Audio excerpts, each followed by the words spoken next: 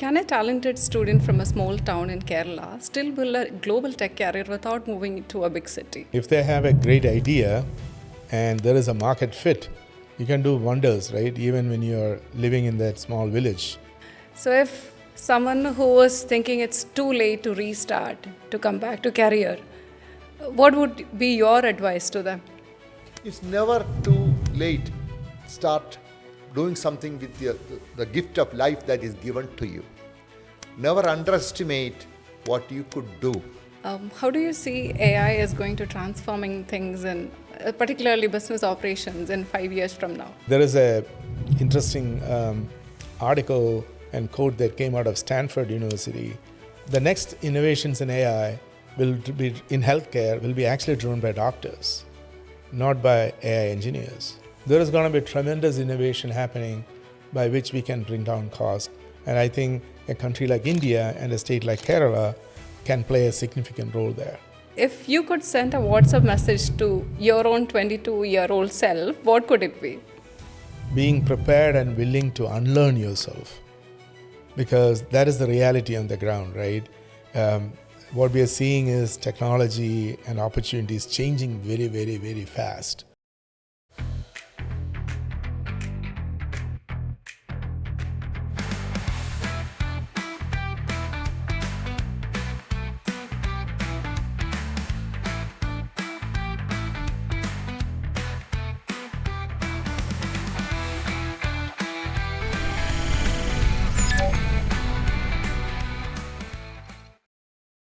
Welcome to NerdCast, where we discuss everything about technology.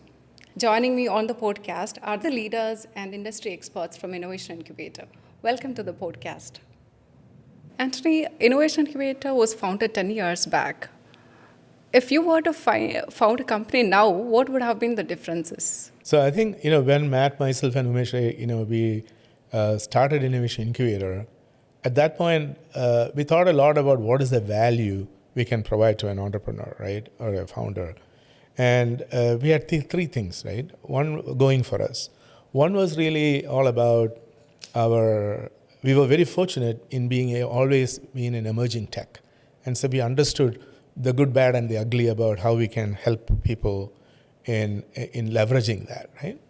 And the second was what we call domain IQ, which is all about certain industries we understood very deeply, especially in the US market. And what we call industry knowledge. And the third was actually, all of us, we had worked in enterprises, we have been familiar with like entrepreneurship, as well as we had done our own startups, right? So we believe that, those experiences we can also provide. Now, fast forward now, over the last 10 years, we have a lot of, I would say, marks all over, right? In terms of how we help some startups succeed, many fail for a variety of reasons, right? So there's a lot of learning around it. And the second thing is that today for an entrepreneur to get a startup going, the cost of doing it is much less, right? And there is technology, more and more technology available. It's much easier for them to get going on that. So today, if you do this, we will definitely take that, factor that, right, in how we work with new entrepreneurs, as well as, where we make the right investments. Antony, can a talented student from a small town in Kerala still build a global tech career without moving to a big city? Yeah, absolutely. I mean, if they have a great idea and there is a market fit, you can do wonders, right? Even when you're living in that small village in Kerala or be with us in Trivandrum, wherever. Yeah. So Matt, my question is to you. What inspired you to start supporting Innovation Incubator Foundation and its mission? Good question. This is very personal to me also. My mom never had a job, and she, even though she was very well taken care of, she always wanted to do something on her own, but she couldn't, and she's no longer alive. And I was able to start a company in Trivandrum 25 years ago where profit and purpose go together, and majority of them are below poverty line, underprivileged females. So when Innovation Incubator started, Antony, myself, and Dr. Umesh, we collaborated and said, how can we do something meaningful, purposeful to the woman empowerment? And we came up with this idea where a female in some kind of crisis with a tech background who gone through a personal crisis and help them get back into the workforce is doing greater good. And every time I see a candidate that is going to go through that process, I think of my mom, who is no longer alive. And it gives me great personal joy that is priceless. And that is really the biggest driving force of personally myself for this foundation. So when you look at the foundation today, what is that achievements that you made that make you proud? That we were able to start initiatives where our team was able to identify some of the females who have gone through personal challenges, help them get this brushing up their skills and put them back into workforce is something that I feel it's a huge accomplishment. And we want to be, tomorrow we have another event scheduled. I'm hoping we can continue to do more of that in the days and years to come. Matt, it's very natural that women take breaks, career breaks, particularly for personal reasons. So if someone who was thinking it's too late to restart, to come back to career, what would be your advice to them? It's never too late to start doing something with the gift of life that is given to you. Never underestimate what you could do. And surround yourself with people who can give you the beacon of hope for you to go forward, is the advice that I want to tell everyone, including all of us. Antony, what might be a fastest way to validate a startup idea before spending serious time and money on that? Well, there are a couple of strategies, right? Some people, what they do is they create a prototype and try to get some market validation. Others, if they are lucky, if they have a sponsor user, which is a client, right, a potential client whose problem you're trying to solve, then it makes it even more easier, right, to know if your solution is going to address a problem. And if nothing else, you're able to fail fast. Matt, what's that one question that every founder should ask before starting a company? I think the founder should be razor focused on identifying the solution that he's going to build has a paying customer out there that can solve a very pressing real life business problem. And can this startup be solving that problem with a higher degree of efficiency? Matt, having spent your early life in India and then settling in the US and running successful businesses there, what do you think are the unique capabilities that Indians bring to the US market or the US technology landscape? I can speak for myself first. I think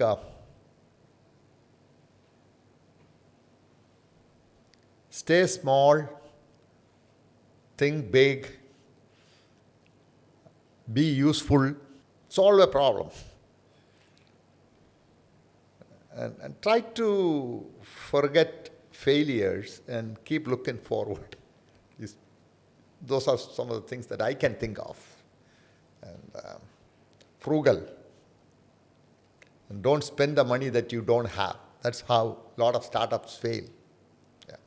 So I think there are a few dynamics here, right? One is, of course, when you are an immigrant, there is a very different mindset in how you look at success and how you go after it and how you don't accept failures and how you always think positive, right? Because that your mindset is like that. Now, that may not have been the case when I was living here in Kerala, for sure, right? Because there the mindset was very different. But once you go there and do things like that, you would think that, if there is some kind of those learnings that even when you live in Kerala, you may have, that can help you a lot, I think, right? So that is one dimension, I think. I think the other dimension to all of this is like saying, well, when we solve problems in other countries, we also know that the cost might be still very high. So if you can solve the same problem, but at a much lesser cost, that is what often makes and breaks companies, right? And we have seen that happening, a lot of patterns of those, right? So that is something we always encourage people to think about if you are starting a startup now in Kerala, right? And one more thing I think is that don't accept status quo. Just because it is like that in the Western world doesn't mean that is the only way you can do things. So I think you got to keep questioning and challenging and come up with new ideas and in areas like artificial intelligence and quantum computing and these emerging technologies, there are tremendous opportunities if you take that mindset. Why do you believe agentic AI is going to be a major shift after generative AI? So as you know, right, when I'm using agentic AI, the idea here is that I can build agents based on specific personas, right, that not only can give you answers, but also based on a business process or based on reasoning, right, make certain decisions for you and then take actions based on those decisions, right? So what that means is that it allows you to automate a lot of things for you where automation drives efficiency and productivity on one hand, and in other cases actually frees up us as humans to focus on areas where that human intervention is really needed, and you need to spend quality time with human to human to take care of things. And this varies depending upon different industries. And that is why I think agentic AI has become very exciting and is capturing the market. Tony, NerdAgent is our own product. Why did Innovation Incubator feel the need to create such a platform? There were a couple of things. One was many of our team members have been experiencing delivering AI to our clients. There's a lot of learning, tremendous learning there, right? And secondly, there was a gap. In other words, an opportunity where we were seeing that if I want to create and launch and manage an agentic AI-based agent, it is not that easy, right? There are a lot of things I need to do to get that going. And also, we saw that, some of our clients use AWS, others might be using Google or Microsoft or, other platforms, right? So when we thought about all of this, and then we realized that, with agentic AI, I have an option or an opportunity based on a persona in defined industries to create these agents and deploy them and get them to do work and improve productivity and drive innovation, all that. We thought, oh my gosh, that has been the value prop we have been talking about over the last 10 years to the founders, right? And to enterprises where we've been providing technology services. And that is what really motivated us in thinking about, why don't we productize this and take it to market? Tony, since that now we are in the AI era, what AI tools would you suggest people to start using? First of all, I will say, hey, we have been in the AI era for a while. We have been. This is like my 37th year in the AI era, right? But it is amazing how there are so many tools now you can use for your day-to-day work, right? To make you more efficient, more productive, right? That itself is just phenomenal. So then the question is, okay, what are those, right? So obviously, a little bit depends on what kind of productivity tools you already use. So, gee, if you're using Google, then obviously you may want to use Gemini a lot, right? Because it is kind of connected to that Google ecosystem already. Or if you're using Microsoft, again, your Copilot and related technologies you can use, right? And then there are special purpose technologies out there too, right? If I'm into marketing and video editing and things like that, again, there are specific tools available for that. So the key thing here is it takes a little bit time to learn to use it more effectively, because you want to ask the right questions, and this is about prompt engineering, right? Learning how to prompt well, and the more you do that, the better results you get, right? So I myself, I am a big Claude fan these days, because it does provide you with very, very interesting insights, especially when you want to do market research and you want to study some topic or a business area or a segment, right? It is coming in very, very handy. Obviously, our developers are using, Kiro and other IDEs, and in that context, using Claude and other, other LLMs, right? So, plenty of tools, and we have a list of these things I can send to folks who are interested in it. Matt, what's that one thing that successful people rarely talk about in public or they post on LinkedIn? I think believing in oneself and an optimism that I can be useful, I can do something to the society is something that I believe that, in my case at least, stay deep inside, that I don't publicly post anywhere. That belief is what keeps me going. Okay. Yeah. How do you see AI is going to transforming things in particularly business operations in 5 years from now? Well, good question. So I think it varies depending upon the industry, right? I remember there is a interesting article and quote that came out of Stanford University a few years back from the School of Medicine, where they said that the next innovations in AI will be in healthcare will be actually driven by doctors, not by AI engineers, right? Because they are the people, once they understand and embrace AI, they are the people who's going to say, gee, what the gaps are, and what else needs to be done to make AI useful for them. So that is one learning, right? In the sense that people in the industry, the professionals who understand the domain very well, they're going to actually transform AI, right? And then I think there are two other vectors.